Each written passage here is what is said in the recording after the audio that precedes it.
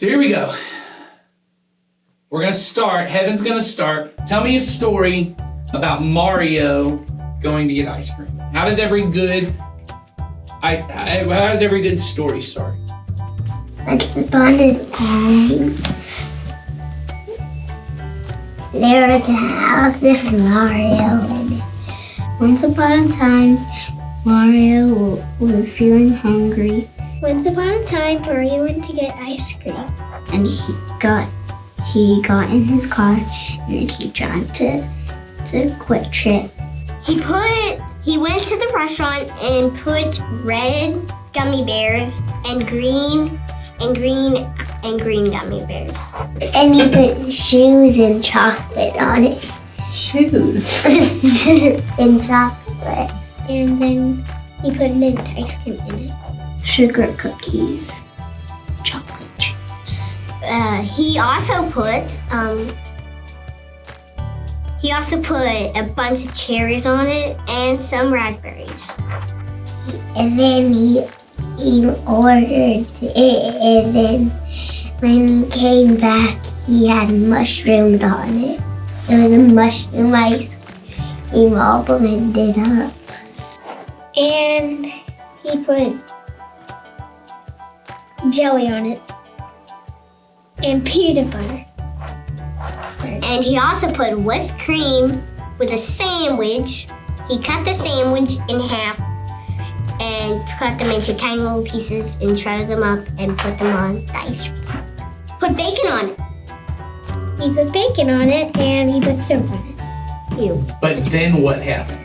And then there was too much toppings that he had to take all of them off, and he was so sad. And then he got just mint with cherries on it. And then by the time he took it all off, it was melted. And then he ate them all and he had green trees. And then he went back home and got some hot cocoa. Wow.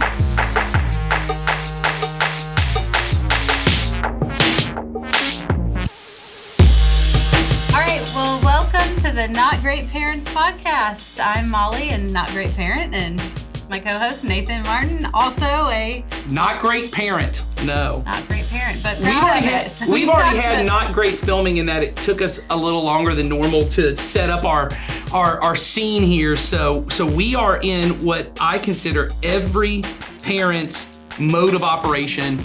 We are barely holding it together and running as Yes. fast as we can. Yep, and just trying to make it work, patching it together as we go. Yes, exactly. We've got a basic plan, but we're figuring out some things along the way. Yeah, we're just everything is held together with duct tape and prayers. There you go. That's gonna be a T-shirt somewhere. I'm sure it is. It is I sold bet at it your is. local Walmart. So. Or Tractor Supply, or Yeah. Home Depot, There you wherever. go. I like it. We could brand the Not Great Parent podcast We right should. on to that. We should get we'll let you merch. know when we have a merch store, and we know you'll all be flocking to it. That's right. Trucker hats. Trucker hats. There you go. Producer Sawyer will get us going with some merch. I Yep. feel like he is the man to get the merch going. So I feel like you might be too. We might start with longboards or something like that. Longboard. Oh gosh, longboard stickers. Oh, we could sell yes. the heck out of that. Well, that'll be our there we go. future. All the not great parents who longboard. Yes, exactly. I know one. One. There you go. Well, so want to talk about a little bit about our lives and what we've got going on and prioritizing things. And Yes. we were talking earlier about ice cream. And Yeah, exactly. thinking we could do a whole episode on ice cream, but that's not what we're really here to talk Well, about. I don't know. I spend most of my time thinking about ice cream, so maybe we could. I worked for 5 years as an assistant manager of an ice cream shop, so I've got the experience with ice You have a cream. lot of ice cream knowledge. That's how my wife, if ever we're having ice cream for the kids, she goes, you really should scoop it. I don't need to scoop it. 'Cause You're the a professional. scoopster, and you go, okay, I'll do that. I'll do that. That's fine. Thanks You're for. like, you're right. I am a It's professional. very at this. easy to flatter me. Yeah. So, Have Nathan scoop your ice cream. But there's so many flavors, there's so many That's toppings, right. there's all these different things. I know you do a regular family outing too, racetrack, the gas station, Yes. to the Yes. Swirl World. Tell us what that is like. Swirl World. So yeah, if you've never been to Swirl World, there was a really dark period of human history that was like 2014 to 2016 when Noonan had 7 different frozen I remember yogurts. this. There was a lot of We had these the places. mix and Yogly Mowgli. Yogly Mowgli, And that- there was a whole bunch, and there were multiple locations. Like the original TCBY. I don't know if you remember that. They Yes, were all kind of yes. spin-off of that. And so you could go and get soft serve frozen yogurt, and it's self serve, and then you can put as many toppings as you want. And Swirl World at Racetrack, they have that. And my experience with Swirl World, I'm sure, is a lot like that video that started this episode. Right. My kids are cramming that thing full of toppings. Oh, mine are too. Well, one of mine. My other one just wants a bucket of gummy bears, but he doesn't need dairy. So. He's already tricked the system of I could spend $5 on a package of gummy I could bears. get the small container and just $2.50 with just a Right. thing full of But gummy my bears. other child is like looking Thug at all life, the man. options. Right. He's walking to that register. Jasper. Yeah, just Jasper walking up, sunglasses, leather jacket, Swag with candy his gummy cigarette, sitting outside With his gummy bears. with his Yeah. gummy bears. I work the system. Yeah. Is Jasper in Greece in your mind? 100%. Oh, yeah. 100%. Yeah, that's his Yeah. entire life. So anyway, go ahead. So one kid's all about gummy So bears. one kid's all about gummy bears. The other one comes in and carefully looks at all of his options. Now, some kids I watch come in there. I mean, we literally got barreled over by a family of 4. It wasn't your family, but We could've other been. kids that couldn't get to those toppings fast. Oh, My child's a little more cautious, but then he carefully selects the ones he wants and then loads them up. Yes. All right, onto it. But these kids that were there were just looking at all the toppings. They didn't really even care what kind of ice cream was underneath, I don't Yes. think. But they were just scooping over here. I mean, they'd scoop the Oreo cookie from over here and the Oreo cookie from the other side. They had Yeah. 2 containers, but it was like they were different. They're different. You got to get the 2. And my kids will do the orange sherbet with the Oreo Which crumbs on sounds top. It is disgusting. disgusting, but they like the color of the orange and they love chocolate. And I appreciate that. And then they sit there, they're like, it's good. I love it. You know, so, but I think that's the nature of it. You know, I have to tell my kids, there's a limit to what you can put on this because when you're walking to the cash register and there's a disgruntled employee behind you watching as the toppings fall to the ground and they're like, I'm gonna have to sweep that up Yeah, later. and you're going to now walk back and get napkins that you forgot, and Yes. it's pouring over their hands, Yeah. and it's kind of a disaster, right? And I think, as we know, it's only children who cram their Oh, adults never do. Yeah, and not just with ice cream, but really what I think we wanted to talk about, and really the theme for this episode is how we cram full our lives. And I think in particular, I think all of us are guilty of this. If I had to go to what are the top sins in America, I think a lot of people think about lust and anger and these things. I Right. think greed is number 1, and I think busyness is number 2. And we don't think of busyness and hurry as being a sinful thing, other than the fact that in the 10 Commandments, which everyone apparently wants to post everywhere all the yes. time, one of them, right smack in the middle, is to keep the Sabbath holy, to have a day where you don't work and you just rest. Which is and God saying, slow down. slow down. And I've heard many a pastor say this, but I think it's true, is the only one of the 10 Commandments that a pastor would not only not get fired for not keeping, but might get a pay raise for not keeping There's that is one. not keeping the Sabbath. That if you are willing to work 7 days a week and you are productive, everyone in America goes, man, that's a person. That's a person. Because we think of it being sinful, and it is to some degree, to be slothful and lazy. But what we've categorized as lazy is if you are not crammed full with activities and things going on, you are somehow, we even say idle hands are the devil's playthings, right? And then I always think, well, then Jesus had lots of devil's playthings, because Jesus apparently seemed to have lots of times where he would go off and be by himself and not be out healing people. Right, or just waiting and watching. And Yes, and observing just sitting and watching things happening. And Yes. so there seems to be in our culture as human beings, but then I think when we become parents, we take what we've already have on our Yes. lives and our desire for not just busyness, but more of everything, opportunity. Yes. And, we all want more time. We want more opportunities. We want more money. All these things that Yes. are they are connected, Yes. and we go with our kids. We go, okay, well now here you are. Now I've got to fit you into that, and I'm going to make all these things for you too. So I've got, as a parent, I don't want to miss any chance or any opportunity to set you up Right. with every opportunity or everything you could possibly do in your life. Well, yeah, I don't want you to miss out on anything. And I think, once again, there's a good desire that's in Right. that, which is out of love for my child, I want them to grow and to be able to choose and what I think we hope is God's path for their life, the way that God Absolutely. uniquely shaped them to be. And because you can't always see that with a 2-year-old, you don't see how is God shaping them, and you want to set them up for every opportunity. So it starts as maybe a good desire, but as with all things, the enticement of greatness, Oh, right. right, as we've been talking in this podcast, comes in, and I believe it's really the enemy uses this good desire, twists it, and says, what you need is you can have it all. Your kid can have every opportunity. You can load up the Sunday cup of your life with as Right. many toppings as you need. Well, you have just made a charcuterie board for your child Yes. of all the opportunities. And so what does that look like, Molly? I mean, I know the temptation for us as parents is I don't want them to just play baseball. I want them to play baseball and do piano and to do dance class and to be in beta club and to, because I don't want to limit Right. their options. I want every opportunity open to them. And sometimes as a parent, especially with young children or when they're starting to do things, you want to give them a little sprinkle, so to speak, of different things to Yes. kind of see What what they sticks? like, what What do you like? sticks. And that's normal to do a few things. And I here even think there. there's a healthy level to saying, let me do a little sprinkle here and there. I think the trouble becomes with, so we sprinkle in baseball and they're 60% into baseball and now they want to try piano. I don't say, well, then let's take some time off of baseball.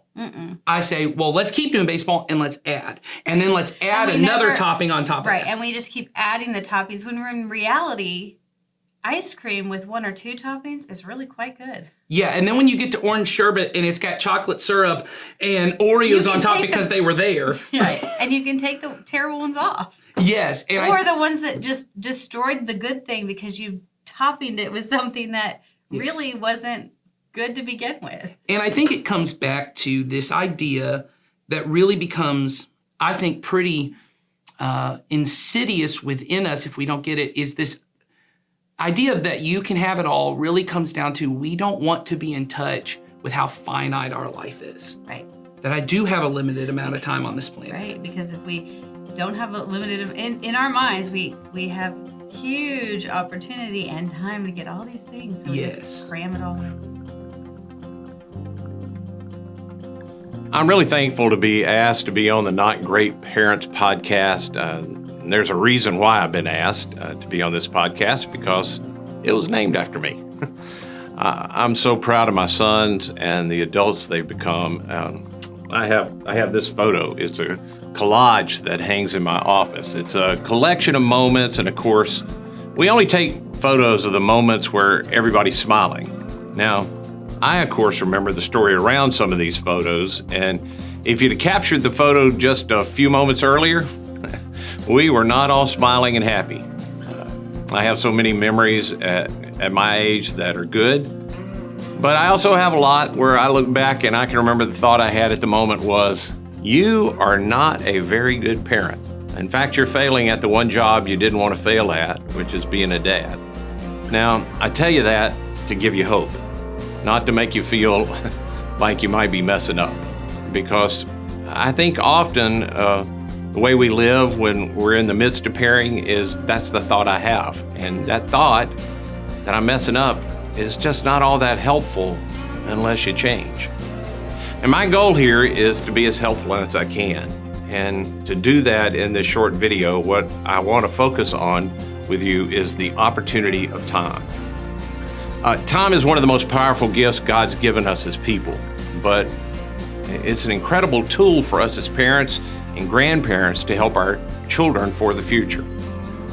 There's a man named Reggie Joyner, and Reggie's about my age, and he was one of the leading influencers for Christians in raising children.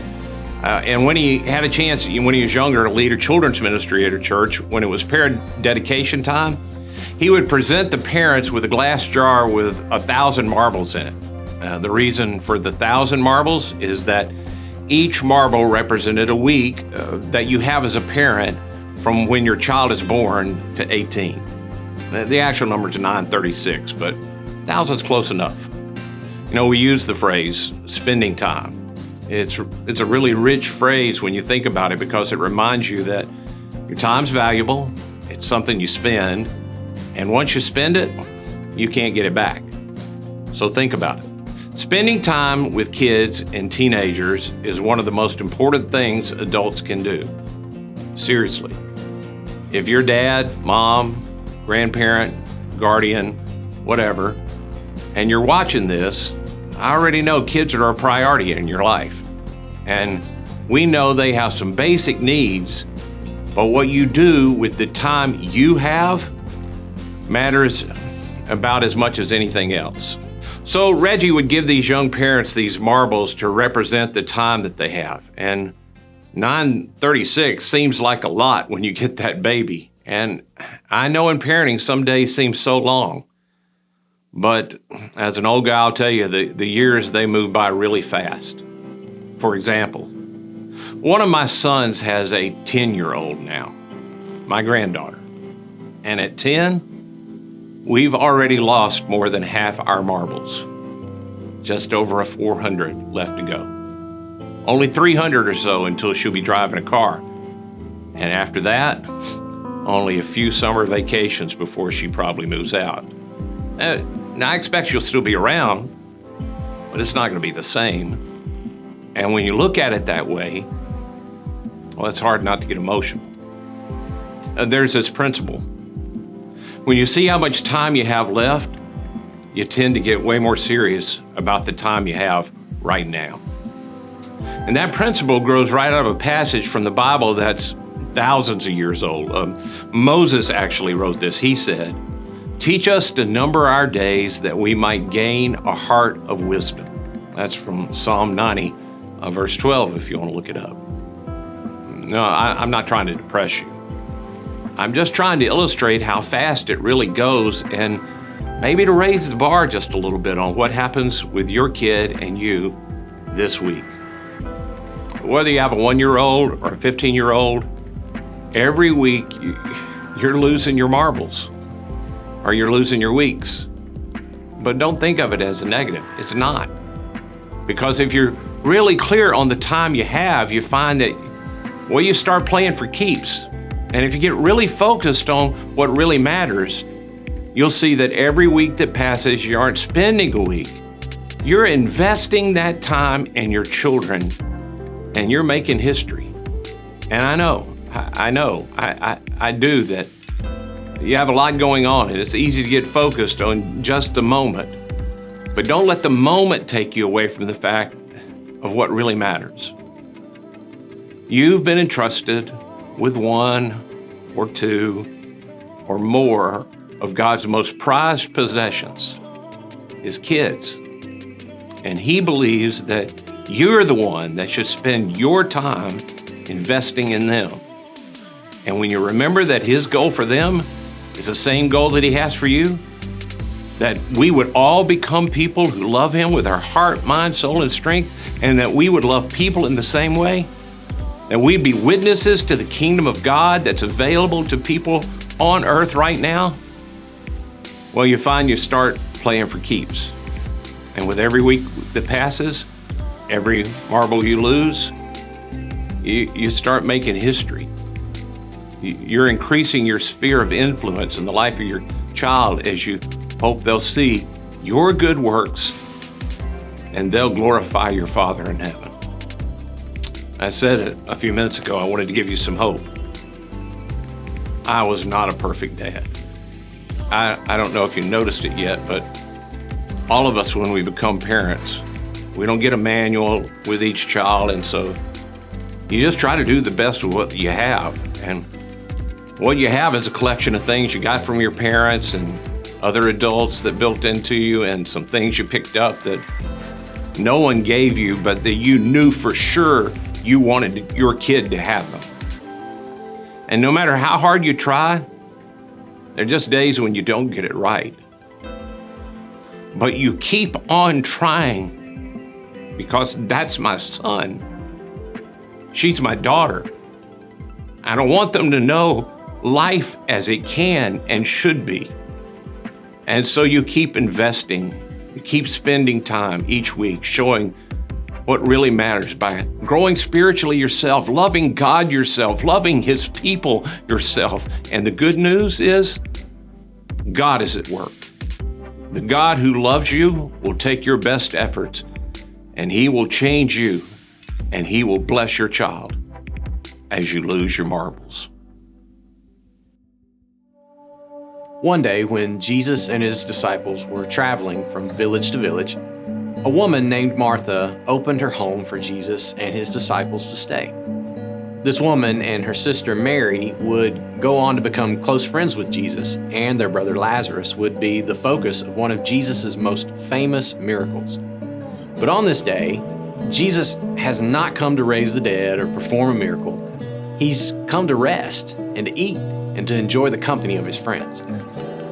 Now, in a high hospitality culture like ancient Israel, there were a lot of expectations of what a person had to do to be a great host. So probably from the time Martha was a young age, she had been taught the many things that she must do whenever a person visited her home to make them feel honored and welcome. These expectations were things Martha probably felt like she must meet in order to make her guest feel appreciated and valued.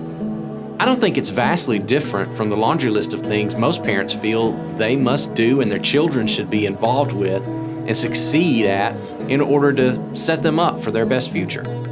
Some of this activity might be driven by vanity and pride, but much of it's just led by love.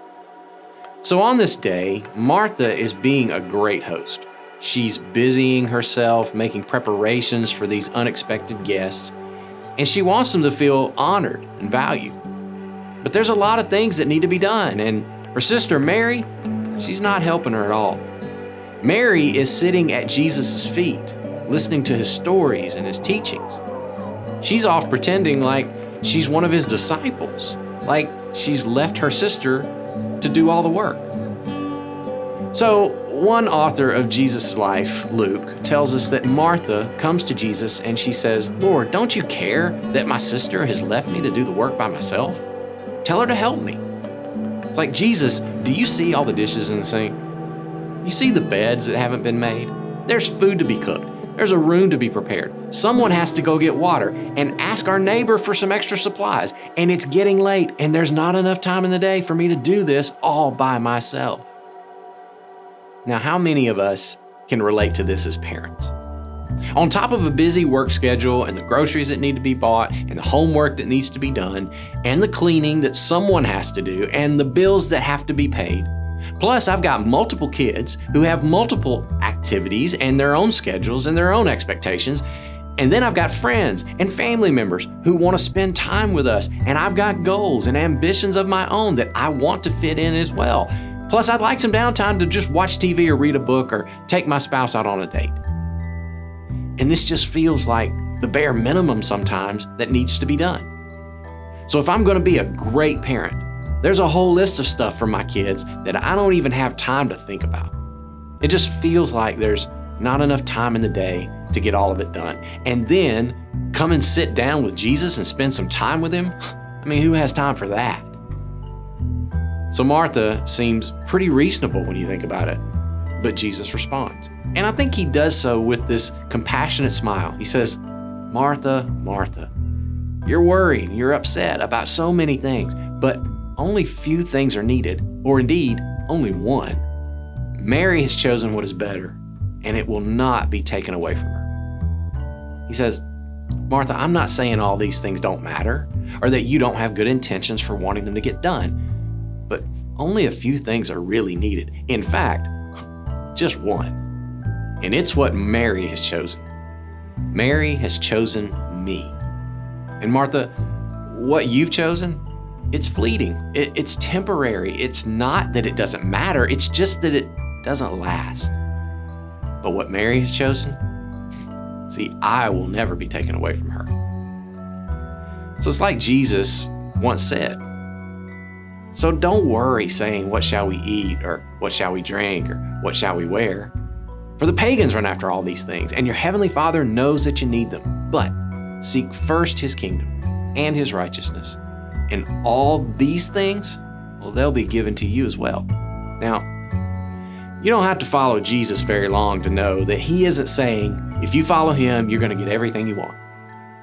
Jesus is just painting a picture of a life where what you desire most, what you prioritize, what you spend your thoughts and time and energy pursuing is God and what he cares about.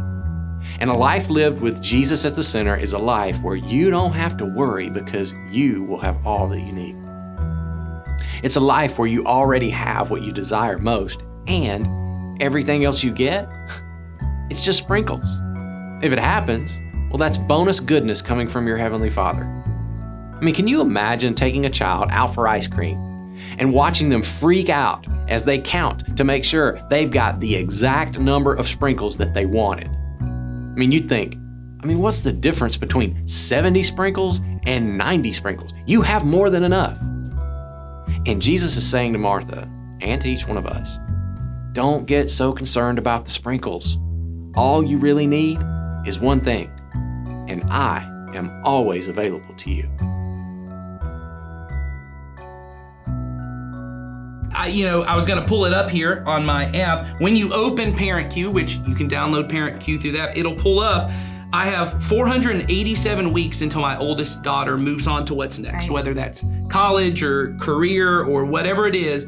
487 weeks, which still, that sounds like a lot. It does, but if you had $400 and something, would you feel like that was a lot? Yes, exactly. So we really have less than 1,000 weeks with our kids in those Yes. years, and ParentCue does give you that. So Just every weekly reminder. Every time you open it, it tells you right where you're at with them and the number of years, and it's scary because I have a 5-year-old and a 10-year-old, and that when I look at the difference in numbers, Yes. it really is sort of shocking Oh, to me, and it makes me absolutely. go, and it makes me think, what is our priority? If I've only got this much time, how am I prioritizing it so that I know that we're going after good, not great?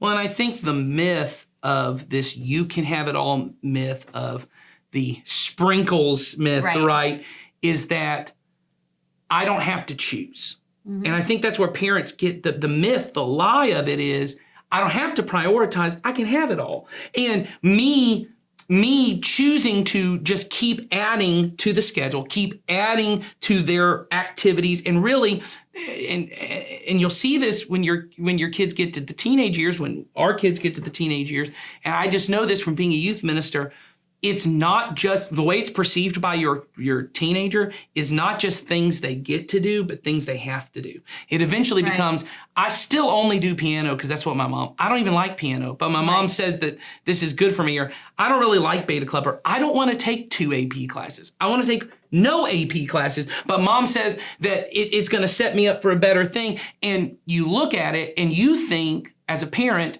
I was trying to give you every opportunity. I'm trying to help you be great. Right. But what ends up happening is they feel like burdens and obligations as they go on. And I'm not even saying, because every parent I think knows this, I'm not saying you shouldn't have your kids do things they don't want to do. No. I'm not saying you shouldn't set standards and have expectations and obligations for your kids. Brushing your teeth is an obligation in my house. My kids don't want to do it, but if you're going to be in my house, you're going to brush your teeth. Teeth that are brushed. But what I'm trying to say is, and I think this was the point Ed was making and Molly's been making, I only got $487. 487 weeks to spend with my kid. Do I want to use that? Because if you think of the weeks as money, it's capital I get to leverage and invest. Do I want that all to be on AP classes and sports and these activities and experiences I want them to have? Or are there better uses? And the feeling is I'm not prioritizing, but I think you are. I think you're prioritizing greatness and the opportunity, at least, for greatness. It's your budget. And if you put all your money and all your budget over here into something else, Yes. you might not be putting it into what truly is what we know from God. The most important thing is to seek Him yes. first. Seek first the kingdom of God and His righteousness, what He says is right. Or another way to say that is His goodness, Right. what He says a good life is. And it doesn't always look like a great life. And all these other things, they'll be taken care of. And that doesn't mean, as we've already heard, that doesn't mean I get everything I want. But what it does mean is that these other things, they really become additive to my life. It's not that everything I want gets added.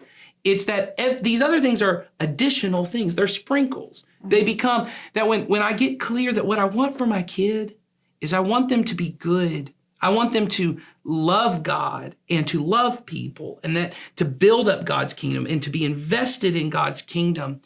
Then if they get that and they happen to win the state championship, Right. bonus. Right. But if I get a kid that their greatest achievement in life is that at 16 they played on a team that won the state championship, Then but what? yes, but they have it is the equivalent, and they have nothing invested within them in goodness, in God's kingdom, in God's righteousness. Then it really is what Jesus said of gaining the world, and if the world is a state championship, okay.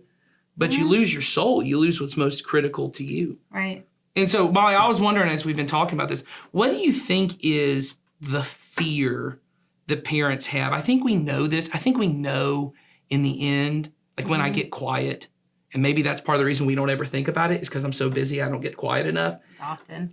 I know that whether my kid took one AP class or no AP classes and 3 AP classes, when they're 35, they're not going to go, the greatest regret of my life is that I did not take AP history too. I can't. I did- I know I took a sprinkle of them here and there. Right. I have no idea which ones I did. Well, and there's no, and there really isn't like, I mean, I guess these super upper echelon colleges, but the majority of colleges are like, you took 1 AP class when you could have taken 7. We don't like your money here. Yes.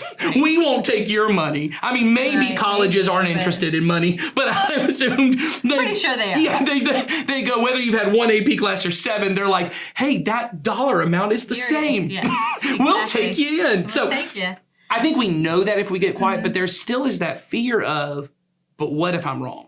It's the same of it's FOMO. It's FOMO of it's not necessarily the fear of I didn't get to be at this activity, but it's the fear of I missed out on an opportunity for my kid because I was wrong. Right. And honestly, so what?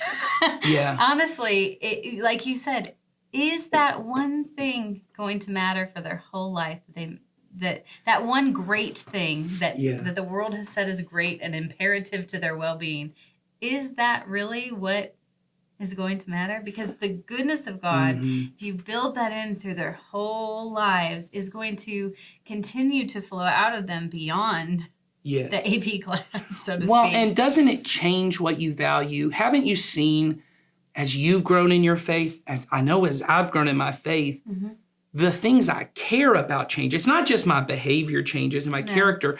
The things I care about change. There was a period of my life that, I mean, seriously, where I was very considering, I had a band, a high school band, and I was the dude that thought, I'm gonna get a van and we're just gonna travel the country and I'm gonna do this. I didn't even think I'd be very famous at it. I thought I can do this enough to make a living at it for 15 years. It'll be the best thing in my life. Now, I was also dating a woman at the time who said to me, as I'm graduating high school and we start talking about marriage, she goes, I'm not getting in a van with you and your stinky friends and driving around the country. And I had to go, what do I care about You her? went, what's my priority? In that Yes. moment, you go, wait a minute, what is the priority? And there are times as an adult that I go, man, I wonder what that would have been like. That probably would have been cool. That would have been a cool thing. But as I've grown in obviously my love for my wife, these children that we have, that would not have just been possible in the way that it's happened.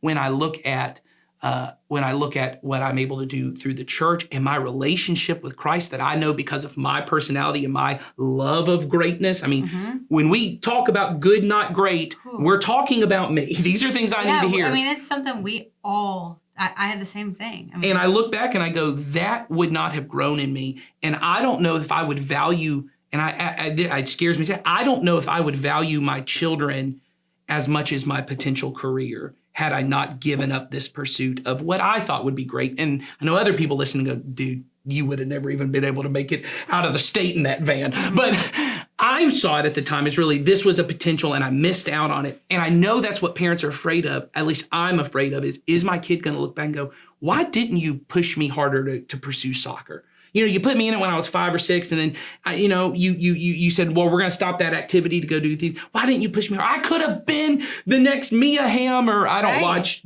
current soccer, but whoever the current female soccer player that's a great one. But my point is, I'm risking it on the hope. And this is what I've told my wife, because my biggest priority is Jesus and his church.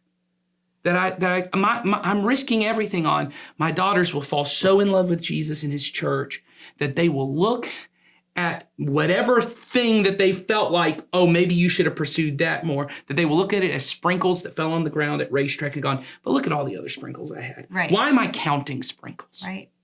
Exactly. You know? I look at my life growing up, and I had parents that had us very, very, very involved in church. It was a non-negotiable. It was a priority for us, but we also had a lot of sprinkles. Yes. And so I got to a point in my life at the time I went to college where it became a little bit like, let's focus on the sprinkles. And off I went to college. Yeah. And my parents were kind of okay with that. Yeah. And I focused on all the sprinkles. I mean, literally, and stirred them up and made a big old mess of things. And then I wanted to not have all the sprinkles, and I wanted to seek God, and I moved here to Georgia, married my husband, and we made that a priority in our life. And it was very interesting dynamic, and with my family, especially with my parents, who had confused me, quite frankly, growing up, of this is one priority, and then all of a sudden we're going to shift to this other one, and you go and do all the sprinkles, and then now we want you to come back to this one. It was very confusing to me, and had it have been consistently seek God first, I think that I might not have bounced around in all the sprinkles so much. Well, and I think the hope is, and this is the hope I think that everyone has. You hear our stories of, oh, I was pursuing the sprinkles but I came back to Jesus. I think that's what everyone's thought is, well, that's what youth is. Youth is about you're going out and you're living for the sprinkles. And one day they're going to come back. What we have now just seen for the last 20 years of statistics, people get lost in the sprinkles. People get lost in these additional things, and they're not coming back to Jesus. There may have been a period of time that was true, that people kind of leave the church and they go off. When I was in doing student ministry, the statistic was 9 out of 10 kids who grow up loving their youth group and involved in their youth group, 9 out of 10 by the time they're 22 have completely walked away from faith. And the hope was, well, you'll get back about 5 of those. But the statistics have now said you're getting back 1 out of those 9 that leave. And I came back, but I'm an anomaly. Yes, and most of I can tell you this, I had a group of close friends that grew up in this church, about 10 of them, and I'm one, and I got one other guy who sort of is involved in church, but I'm the only one that is regularly attending a church.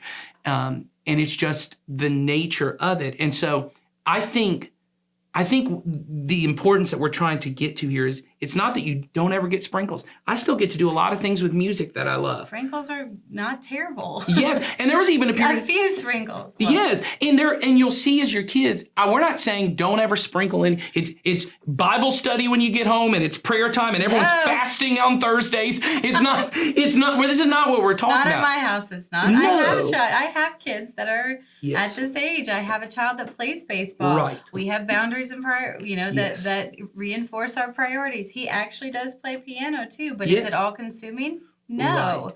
And if those things start to take our mind off of seeking the kingdom of God, then those things are what goes. Well, or what gets adjusted. So that way, we're going to dial back on those sprinkles. And keep it in the cup. And I think it's important. What I would just want to say to every parent is, stop counting the sprinkles. Yeah. Because your kid is not going to look back on their ice cream cone of a life and go, I only got 72 sprinkles and I could have gotten 103. If they are, you'd go, what is wrong with you? Why are you even counting the sprinkles? Enjoy the ice cream. Right. Eat the ice cream cone. Why are you counting them? But I think I got to count to make sure they're keeping up with everyone else. And what I think we would want to say is, stop counting the sprinkles. Stop counting them. All right, girls, so we got Kylie, Lexi, and Corinne here, and I'm gonna set before you a beautiful ice cream. Is it beautiful? Yes. Yes. We have Evan, we have Jonah, Destiny, and we have little Miss Harley here, and we're gonna play a game. And the first thing I'm gonna do is I'm gonna set before you an ice cream. How does that ice cream look? Good. It looks good? Does it look tasty, Harley? No. Do you like ice cream? Yeah. Do you like pink? Huh? You want it at home? All right. So I'm gonna let you guys have some of this ice cream, okay? Okay. But here's what I need for you to do. I need you to tell me exactly how many sprinkles you have, because a perfect ice cream has the exact right amount of sprinkles, right? So how are we gonna figure this out, Heaven? What you gonna do? You don't know? What are you gonna do, Jonah? What should we do? He's got his thinking face on. I'm probably gonna look at him and just guess. You're gonna guess? Well, here's the thing. I know exactly how many sprinkles are on this ice cream. I do. Yeah, some of it went on the table. 10. 10? I mean, 20. 10? 20. No. 20? Well, what are you gonna do? I mean, if you're gonna figure it out, how are you gonna figure it out? 30. There's 50 on there. 50? Are y'all gonna count them? No. Why not? It's too much work. Too much work. But it's ice cream. We gotta make sure we have the perfect ice cream, right? Before we eat it. Has to be perfect before we eat it. It doesn't have to be perfect. It doesn't have to be perfect? Are y'all gonna count them? No. No, why not? That is too many sprinkles to count. But you want the ice cream, don't you? You can't have the ice cream if you don't tell me how many sprinkles are on it. Because we gotta know it's a perfect ice cream. It can't be perfect. Why not? There's nothing in it. Nothing's perfect. You give up? 70. 70? That's quite the guess. Wait. Oh, there goes Kylie. She's counting. She's counting. Give her a second. No, you're not. You're not gonna do it. I just 30 on there. So what's our final guess here? 50. 150. 115. That's pretty good. All right, so what's y'all's final guess? 60. 90. We are all in unison here. What do you think, Dusty? 100. 100. Okay, all good guesses. All good guesses. There's actually 117 sprinkles.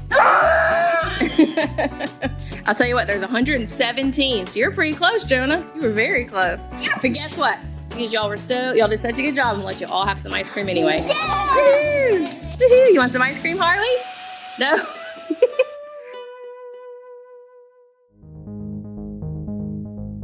So I've been swimming since I was 6 years old, and what really got me to start was my older sister had already started to do it, and she invited me and kind of encouraged me to kind of start my own sport when I was that age. And I really just love swimming from the aspect of being on a team and just being really encouraged. I feel like encouragement is a key aspect of kind of like going through and like accomplishing your goals in swim.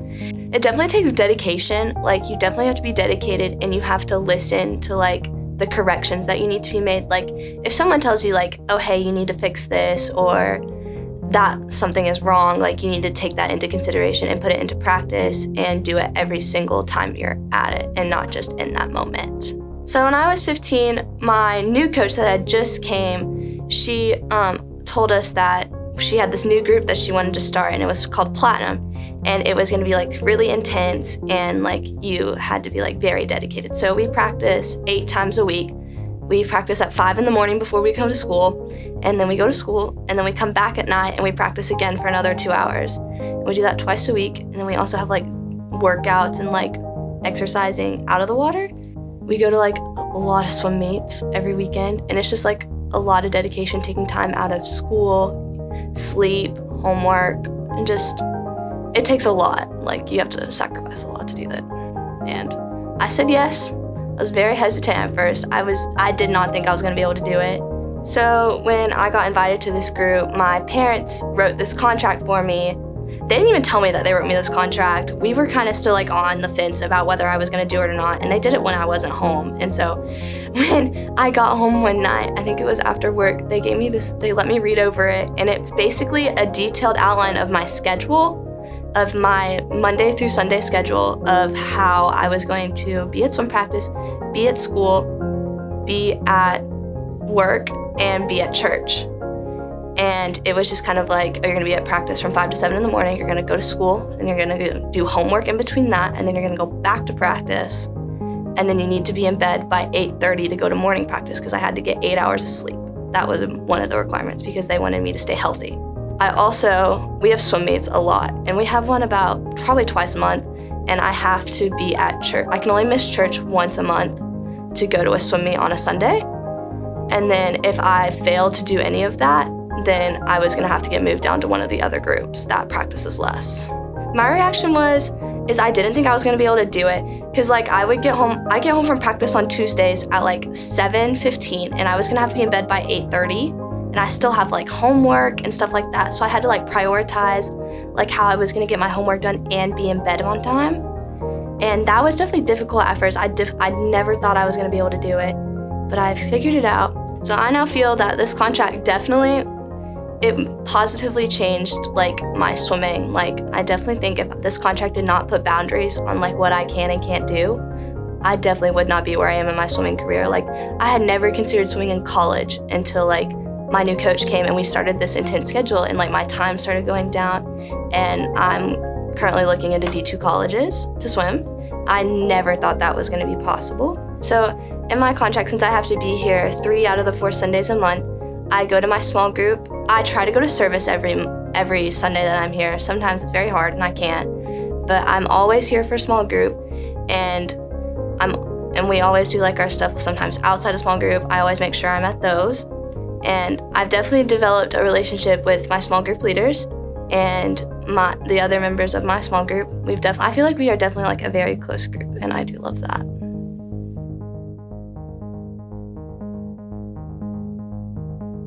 So prior to hearing Ava's story, I even myself thought, some of that stuff feels very limiting that they've put in place. It is practical. I mean, there are things that are really, tools that they've used as a family and to help Ava. But I guess even as a parent, I heard it and went, oof, is this going to limit her in some ways? I think that's the fear. I think the fear is if you say, I put limits and boundaries around what my kids can do, and what I'm saying they need to do, that they will become resentful of me. Sure. Or that they'll miss out on something. But my favorite part of that towards the end is, one, hearing Ava herself say, these boundaries actually made me more focused and better. I loved that. Yeah, at this thing that I want to pursue.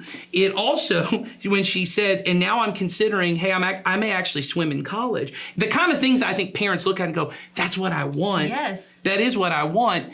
But what she's able to say is, it actually was this act of prioritizing that what matters is that I go to church. As she said, that if I'm going to miss church, I only do it once a month instead of 2 or 3 times a month whenever there's a swim meet. Or she says, sleep, my health. That's what she said. She goes, my parents said my health is a priority, so I'm going to make sure I get to bed on time. That for a child she's not a child, but as a child of a parent, as a minor, for her to be able to look and say, my parents put these limits on my life, and they were life-giving. Right. They helped me become the person that mattered. And it didn't limit from whether I'm going to choose to continue this, and whether she does or not, no one knows. Right. But she can still see, I can now do this in college. This could help me in my career. But now she's doing that with the firm foundation of my health matters and Jesus matters. Right. And there are probably people on her swim team with her that actually had the same goal of potentially swimming in college, and they may be right where she's at, but they did not put those there was no structure and boundaries to make sure all those other things were in place. And those things are given to us directly from Jesus, that these are the things that matter. And those other things can happen. Yes, they can be added to it, but they are not the goal. The goal is that I become a person who can love God, love my neighbor, and what we often forget is, and love myself. I'm healthy, and that I'm taking care of myself, and I'm taking care of these things. But we as the parents are the ones, when our kids are, under 18, we get to set those boundaries. And that's how we enforce the priorities. Now, we can't make our kids choose our priorities. Ava may choose as an adult that she goes, that Jesus thing, it was important to my parents, it's not to me. That may be true. But what she can't say is, hey, it didn't really matter to my parents. My Right. parents said church mattered, but they still let me go to swim meets three Sundays out of the month. No, my parents said, hey, it matters to us. We want it to matter to you, and we're going to use the influence and control we have, which are these boundaries, Right. to enforce that. And when you're an adult, I hope you choose it. I hope you see that these boundaries are life-giving. Right. Maybe you won't. And when you have kids, I mean, let's be real, those boundaries are sometimes easier to put in place when they're younger, especially Of things course. around, Of you course. control the schedule, you do that. But it's not, your kid doesn't hit 13 and it's a lost cause. Of course. You have the ability to continue to influence that along the way. Well, especially in the case of this particular case, which is why I want to show it, is when my child needs a parental signature to do something, that is influence and control I have. I don't get to control every part of their life like I did when they were 3, but I get to control my action, which is I'm only going to sign this and allow this, you need parental consent. I will only consent if you hold up this end of the bargain. And that's the kind of influence you could have, because what Ava could have said was, well, no, then I just won't do the thing, but I'm also not going to do all these other things. And You know what I mean? Yeah, absolutely. And I love that they put it in writing. That is such a priority to them as a family. Yes. That when they as parents said, okay, let's do this and let's have a contract with each Right. other. It wasn't a huge shock to her because the things that they valued were things that they had Valued said all along. So, and they knew So this. they knew that and she knew it. So we always leave with an assignment. With an assignment for you Yeah. guys. And it's an assignment for us too, even Yes. though we've already talked through it. But we want you to take a look at your priorities. And we want you to say, what are my family's top 3 priorities? And I don't want you to pick things you think they should be. Yes. Let's be real and let's say, in my current state today, Yes. what are my family's 3 to 4 top priorities? So Yeah. Well, which are the only real priorities. Right. Going back to the idea that you other- can't have beyond everything. that, the sprinkles, we don't want to know about the sprinkles. Like, Well, and you we can't. I wanna think the know what's idea is top. here are my top 10 priorities. You don't have 10 priorities. You have 3 priorities, and then you have things that matter to you. Right. That's it. Absolutely. And so we really want to focus on what are those top 3 and the way I think you see it be is, real. yeah, what are the things that you are willing to sacrifice the lower things for? And so, like, an example is, and my kids know this, this idea of priorities and boundaries, it's a huge deal in my family. And so our kids know, for me and Jennifer, and we get to set them for the family, but for me and Jennifer, my top 3 priorities are Jesus and his church. And I tell them that, and I don't mean my job as a pastor No. church. I mean, when I follow Jesus and I love him, that means I love his people. So I have brothers and sisters that I am committed to doing life with and doing ministry with. So number 1 in our home is Jesus and his church. We sacrifice nothing. I should goes say, before that. yes, we won't sacrifice Jesus for anything else. The second thing, and we'll probably have to do an episode of this, is my wife is number 2 for me, not my children. My wife, and we say that. In fact, we were riding in the car the other day, and I said something about and even small things. So this is like an example. When we go to the movies, we go to the movies a lot as a family. It's a big deal for us, and we have little share trays for the popcorn. Right. I've always made a deal that the very first popcorn, Mommy gets the first share tray. Mommy gets the first one. And my kids, because when you're little kids, it's, get mine first, get I'll mine do first. first, Oh, I got yes. this. And, everyone's vying for the position. I said, no, Mommy gets first. And they go, oh, that's right, because Mommy comes first. And as a dad, what's important for me for these daughters is, you need to get a husband who puts you first, who puts Jesus and the church first, and then you're what's the most important person in front of him. And then they know that they are number next. 3. And then everything and everyone else are sprinkles. And so we even say, and that includes, They and we can say, be important to you, but they are not. yes, the because we priority. say, and we even say, and they know, Mama and Papa, who we love, they are sprinkles. And what I mean by that is, we may not get to see Mama and Papa every week. We may not get to have a alone time just focused with Mama and Papa every single week. But we are never going to have a week that we are not involved with the church, that Mommy and Daddy don't talk to one another, that I don't talk to you as sisters. You're not going to skip Sunday morning church to go out to breakfast with Mama and Papa. Right. We're not going to miss out on these other, and it doesn't mean that those people don't matter to me. And it doesn't mean that these other things that I do, like going to the movies, those are things they matter to us as a family. We have these things. Right. But we say, these are the priorities. And so for us, they know Sunday, as Audrey said in our episode 2, Sunday's non-negotiable for us. And there are family events that we have missed out on because we have put a boundary and we go, we don't do anything but church on Sundays. And so if you want us at this event, it's got to not be on Sundays. And I'm not saying everyone needs to have that. That's the way we exercise our priorities. But it is clear to our kids. Right. Church is number one. And we also know mommy and daddy, that's why we have a bedtime. We have a bedtime because they know mommy and daddy need to have time every night where the kids aren't around and we get to focus on one another. And then for my girls, we have set aside time because I've had before. Hey, Friday morning or afternoon, depending on what the kid wants to do, I have a daddy date every week with one of my girls. One of them. Because I want them to know you are a priority to me. I don't have that with other people who really matter to me in my life, but for this season, I think that's also important to say. For this season, that's a priority. And you have scheduled priority time with Jesus every morning, which And is they your know number, that. and they know that. Yes. So I think, you really have to look at your life, and you have to look and say, right now, what are my 3 priorities? What are the 3 priorities that drive my family and myself? And what be am I honest going to about it. sacrifice for? And then you can start to look at, what are we going to sacrifice to get these priorities? And I just want to say this is my direct thing. Like Molly has already said, be honest about it. I want you to be willing to be honest and look at what am I sacrificing for? And if number 1 in your life is a sprinkle, if the thing that you sacrifice for, you say Jesus and his church is number 1, but there are more Sundays you spend at the lake, or there are more Sundays that you spend working, or you even say you have put family as number 1, and we're not going to go to church, we're just going to cuddle on the couch, and that is church because we'll read a Bible story, just us together, or you're at swim meets, or ball practice, or whatever other thing is going on that you have chosen. I'm not putting Jesus' church first. Or you say, hey, my wife is number 2, but every day I'm coming home at 9 o'clock at night and I have no time for her because I've been working all day. Put work up there and be honest about it. And I'm not saying that's what it should be, but I want you to be able to look in the mirror every day and go, yeah, that is number 1.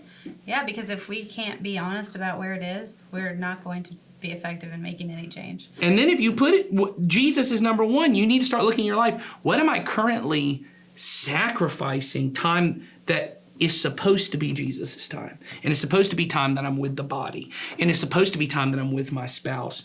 Or, because you may be a single parent, you don't have a spouse. And so the kids do come number 2. But then you got to start questioning, is my goal in this season to find a spouse? And I'm not saying it should or it shouldn't be. What I'm saying is put it down and say, is that it? Or how am I prioritizing my time? I think these are important for and everyone's will look different. I'm not saying my 3 are the maximum 3. Mine, I believe, are the right 3 for the family obligations. I did say to my wife, it's me and you forever. So she, outside of Jesus and his church, she is my number 1 priority. Yeah. And I don't get to choose the kids. I said, I'm going to love you forever, but you don't have to love me forever. Yep. Oh. Yes. Doesn't that hurt? Doesn't that stink? It's true, though. And I just think that, everybody's list is going to look a little bit differently, especially if we're being honest about it. Yes. And your list today might look different than it was 6 months ago, but write it for now and take a look at it and really spend some time thinking about what are my priorities. Yeah. So anyway, you can find anything that we talked about today on Parent Cue. And if you're not currently using the Parent Cue app and seeing those number of weeks that you have left with your kids, please do. If that's all you do on there, it is a great reality check for us as parents. So thanks for being with us. And send questions in. Oh, yes, and absolutely. We have a form on there for you to send questions in. We want to know what you guys want to talk about. We're talking about things that we know are important, but we want to hear what you guys have going on too. So, and next week we have a mini episode. You get to see the guys from the Family Movie Night podcast. We're all back. Right. We're back and we're recording. We got one for that I think is going to be pretty good. And we even, if you want to send a question in and go, hey, here, I'm wanting to figure out how to talk about this with my kids. Can you give me some movie suggestions of things to watch around the topic? We want to know that too. So you can use that same form, send it in. But yeah, I'm excited for next week's episode. I think it's going to be fun. Yep. Well, have a good day. See y'all not great parents later. That's right. Not a great day, a good day. Bye, guys.